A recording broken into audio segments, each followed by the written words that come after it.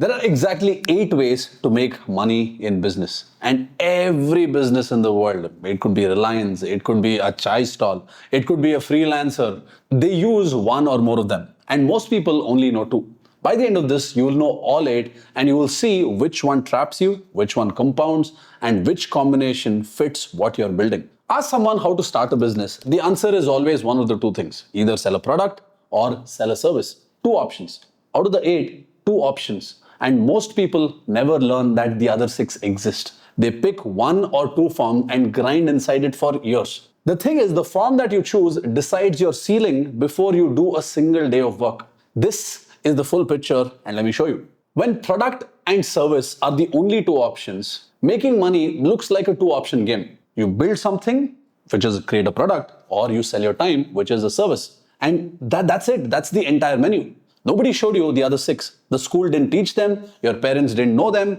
and the full menu was never on the table. You picked whichever felt safer for you, and for most people, that's a service because you just need to trade your time and you get money. And service businesses require usually nothing upfront. No product to build, no inventory, no factory. You have a skill, you trade your hour for money. So design, consulting, development, coaching, photography, all of them come under service. See, the thing is, there's nothing wrong with this. It's just that 2 options is not a choice, it's sort of a blind spot. And here's what this blind spot costs you. Service trades your time for money. So which means 1 hour of work equals 1 hour of your income. You can raise your rates, but you can never multiply your hours, which means irrespective of what you do, there is always a cap on how much you can earn. So let's say a freelance developer, he's charging about 1.5 lakhs per project. And let's say he's fully booked. 3 projects at a time, which means he's making about 4.5 lakhs per month.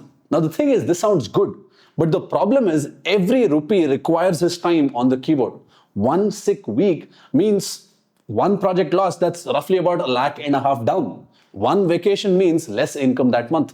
See, he didn't choose the ceiling, he walked into the ceiling because service was the only form that he knew. Most people try to fix this by raising their hourly rate. That's good, you should be doing that, but the thing is, you just hit the same wall at a higher number. The constraint is not your skill, it's the model. You need to remember this, you can never outwork a business model that's designed to cap you. So, what is this full picture, Swastik? You're talking so much about this. What is it? Let me tell you, 8 forms, and here they are. The first 2 forms are the things that I've been telling you for so long. The first one is the product, which means you create something once and you sell it over and over and over and over again. Now, let's take the developer. He was making 4.5 lakhs per month, right? Fully booked, and every single rupee tied to his keyboard. Now imagine he builds a premium WordPress theme instead, and he spends maybe 2-3 weeks on it, and he starts selling it at 3,000 rupees. First month, 10 people buy it, and he doesn't touch it again, but by month 6, let's say 40 copies of this theme has been sold. See, same skill, but now income shows up whether he is coding or not. That's the mechanism. So which means if you've been doing service, adding product can be a game changer for you. 1 unit of effort, unlimited units of revenue. What a product does is it removes or decouples your income from your time. The common mistake is where people build for 6 months before testing if somebody even wants it. See, you need to remember this. The developer who wins doesn't build the perfect theme. He builds one small product, he tests the demand, and then he expands what sells. Build once, sell forever, that's a product. That's the first one. The second one is service. You do a specific work for a specific person. Consulting, design, development, coaching. You already understand this one, which means you trade skill for money hour by hour. And revenue scales with your time and stops when you stop. Now, watch what happens when you stay in the same industry but just change the form. Let's say a personal trainer in Pune is charging about 3,000 per session, and she trains about 5 clients a day, 6 days a week, so that's about 3.6 lakhs a month. Full schedule, no room to grow. Now, her friend owns a gym across the street. Same city, same fitness industry, but he's not selling his time. He bought equipment, and 300 members are paying about 2.5k per month. That's 7.5 lakhs, and he doesn't train a single person.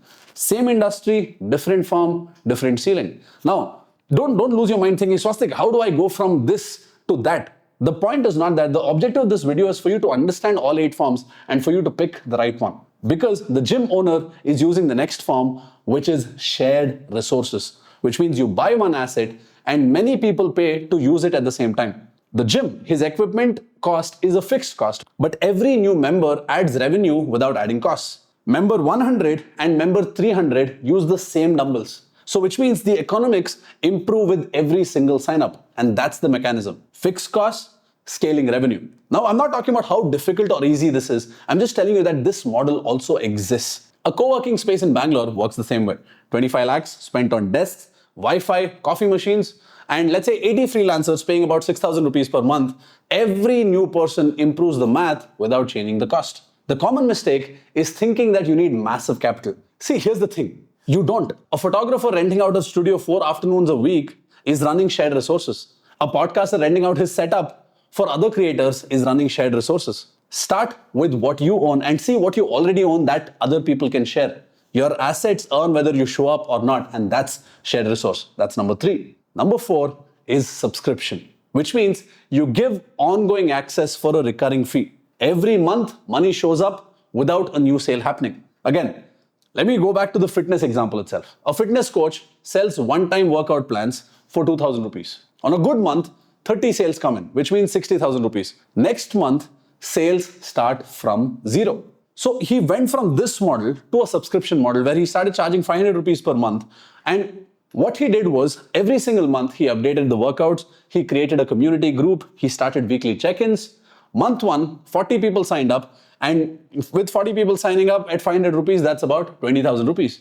The thing is, this looked worse. Month 2, 35 people renewed and 25 new people joined again. And month 6, he has 150 members and that's about 75,000 rupees per month. And he didn't start that month from 0 again. See, the mechanism here is compounding revenue. You know what the next month looks like before it even starts. Your revenue base doesn't start from 0, it always grows instead of resetting. The common mistake is where people treat subscription as just recurring billing. See, if people can get the same value by paying once, why will they pay again? If you are in a subscription model, the only way of making it work is if there is ongoing value. If you're adding new content, live access, community, the renewal has to earn itself every single month. So, predictable compounding, that's subscription. Now coming to number 5, lease. You own something and someone pays to temporarily use it. And then it comes back to you. Let's say you buy a DSLR camera, you spend 1.5 lakhs. Now you rent it out at 2,000 rupees per day. 25 rentals and the camera has paid for itself. Everything after that is a profit. So equipments, cars, properties, you buy once, you rent it forever, that's lease. Now, coming to the next 3 forms where you don't create anything, you connect. Form number 6, resale. You buy where it's cheap, you sell where it's valued. A textile seller in Surat, he's buying fabric at 200 rupees per meter and he's listing it on Amazon and he's selling it for 500 rupees. No factories, no design team. He moves product from where they're abundant to where they're scarce. The margin is his business. That is resale. The 7th one is agency, where you sell someone else's product and you take a cut. See, a real estate agent doesn't own the flat. She shows it, she negotiates, she closes the deal, and she takes her commission. A talent manager doesn't have the talent. He connects creators to the brand and he earns a percentage. You don't build, you don't own, you match supply to demand. That's agency. Now this one, pay attention to this, the last one. A chartered accountant in Mumbai starts posting short videos explaining tax saving strategies. No product, no service offering, just content 3 times a week. 6 months later, 80,000 followers. Software companies reaching out for sponsorships. Financial planners want to collaborate. A publisher asks him to write a book. He didn't chase a single customer, they came to him. This is called audience aggregation. You build attention from a specific group, you sell access to that attention. The mechanism is attention compounds. Every video, every post, every newsletter, it builds an asset that grows over time. And most forms require you to find customer. This one makes customers find you. The mistake that people make is thinking that you need 1 million followers. See, you don't. A newsletter with 2,000 readers in a very specific niche, let's say tax planning for freelancers or restaurant operations or D2C branding, is worth so much more than hundreds and thousands of random Instagram followers because specificity beats scale. Build attention, sell access to it. That is audience aggregation. So 8 forms, not 8 theories. 8 functioning business models happening all around you right now. And here's something that you probably haven't noticed. You perhaps are a customer for most of these firms. You subscribe to Netflix. You maybe rent out or lease a flat. You buy products online. You share resources at the gym or co-working spaces. You've been on the buying side your entire life. You just never thought about being on the selling side of it. Every firm you recognize as a customer is a firm that you can build as a business owner. The common mistake is thinking that most of these are only for big companies. See, they're not. A freelancer can add a product. A restaurant can lease its kitchen. A coach can build an audience and aggregate them. The firm scales down just as they scale up. Now, once you pick one of these firms, there's a second layer that most people miss. Because within any firm, your customers judge on a handful of things. How well does it work? How fast? How convenient? How does it make me look? And what does it cost? Essentially, what that means is speed, quality, convenience, status, cost. Here's the catch. You can't win at all of them. But the thing is, you need to choose maybe 2 or 3, and that defines your positioning. The ones you sacrifice define who you're not. Because let's take a budget airline, they're optimizing for speed and cost. They don't care about quality so much. They sacrifice comfort and flexibility. A 5-star restaurant, they optimize for status and experience, and they ignore the cost entirely. A street food stall, they optimize for speed, cost, and reliability. Same taste, same price every single day, and they let go of the others. So, which means businesses using the same 8 firms, they end up in completely different markets based on how they optimize for these 5. So you're not just choosing which firm, you're also choosing how you compete within it. So pick 3 and you own them and you become the category leader. Now, here's where the real leverage is. The strongest businesses don't use one firm, they stack firms together. I've been giving you so many examples of a gym, so let me go deeper into it. A gym looks like one business. It's actually 2 firms. One is shared resources plus subscriptions, which means members pay every single month to access shared equipment. But the same gym could add 3 more forms.